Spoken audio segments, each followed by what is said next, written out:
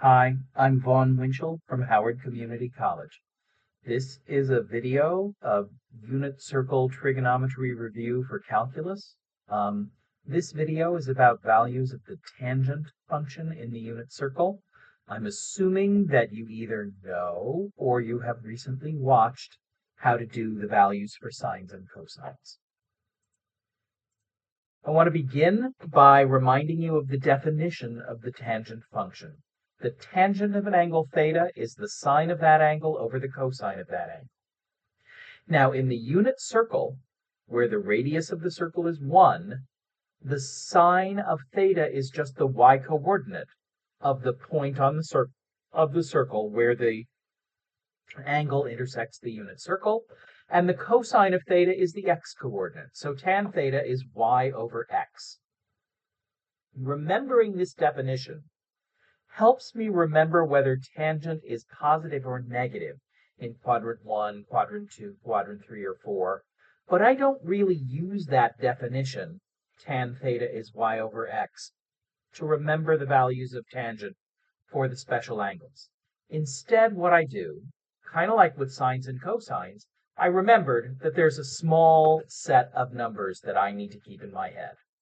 0, 1 over the square root of 3, which we frequently rationalize this one and say that, rationalize the denominator and say that that's square root of 3 over 3. That's a number that is approximately 0.577. 1 is 1. I assume you're familiar with 1. Square root of 3, which is approximately 1.732. So look at these numbers, 0 and 1 over the square root of 3, and 1 and the square root of 3, they keep getting bigger and bigger. And when we get to the top of the unit circle, when we get to pi over 2 for theta, or 90 degrees, the tangent function is going to be undefined. It's undefined because it's so impossibly large you can't measure it. And the real reason for that undefinedness, the real reason it's impossibly large, is that it has a 0 in the denominator. And as you know, if you've spent any time in my class, I believe that division by 0, 0 in the denominator, is the absolute worst thing in mathematics. And I say that if there is anything worse than that, I have never studied it, and I have a master's degree in mathematics. So, looking at the unit circle here, I do have one fact in my head. I know that the tangent of 0 is 0. But that makes sense to me because it's y over x, and this is the point 1 comma 0, so y over x is 0 over 1. Okay, I start from that. Now, let's look what happens to the value of tangent of theta in the first quadrant, as theta goes from 0 radians up to being pi over 2 radians. My y-coordinates get larger and larger and larger, right? We did this. I have 1/2 and square root of 2 over 2 and square root of 3 over 2 and 1. And my x-coordinates get littler, square root of 3 over 2, square root of 2 over 2, 1/2, and 0. So, what happens to this fraction y over x? As the numerator gets larger, because y is getting higher and higher, and the denominator gets smaller because x is moving farther and farther closer to the x-axis, the fraction is going to grow huge. So the tangent of 0 is 0. The tangent of pi over 6, the first angle, is going to be the next biggest number. That's 1 over the square root of 3, or square root of 3 over 3. When I get to 45 degrees, or pi over 4, right? Well, y over x, look, the y and the x are the same number here. They're both root 2 over 2. And the next number as I grow was 1. And then up here, the tangent of pi over 3 is going to be the next bigger number. That's square root of 3, which was approximately 1.732.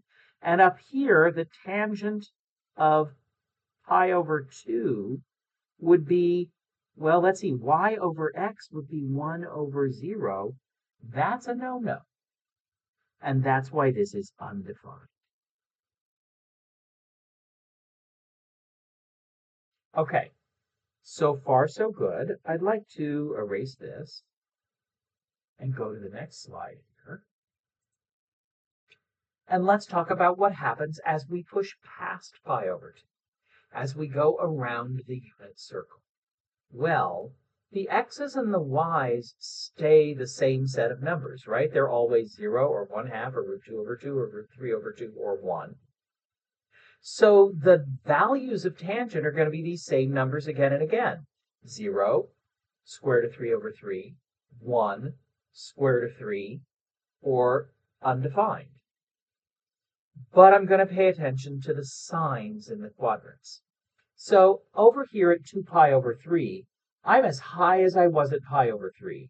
The y over x value should still be square root of 3. If I can get my Apple Pencil to write.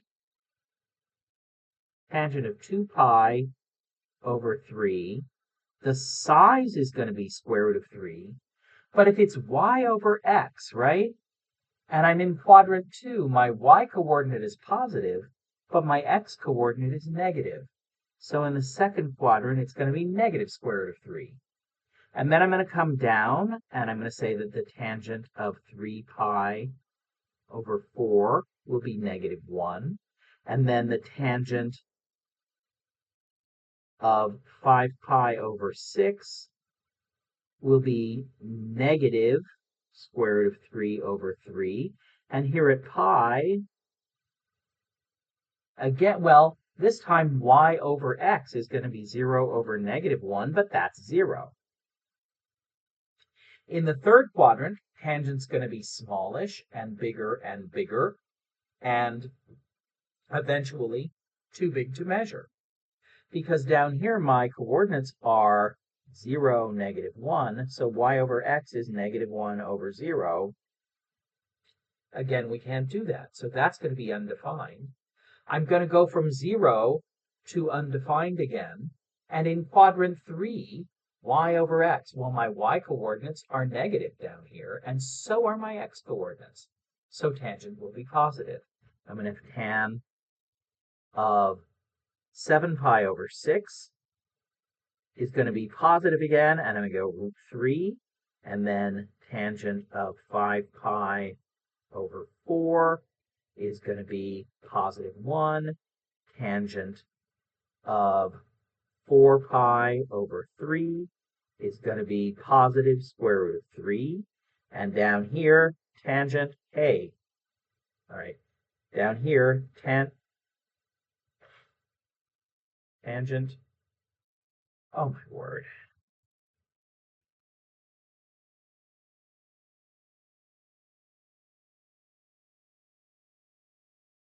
Sorry, I'm having a little issue with my Apple Pencil.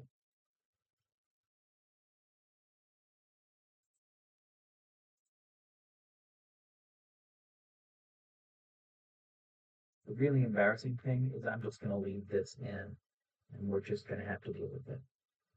The tangent, nope, all right, tangent of 3 pi over 2 is undefined. And in the fourth quadrant, the tangent of 5 pi over 3, well, y over x, my y's are negative, my x's are positive, so the tangent will be negative here. And having been right here at 3 pi over 2, impossibly large, I'm working my way back toward tangent being 0.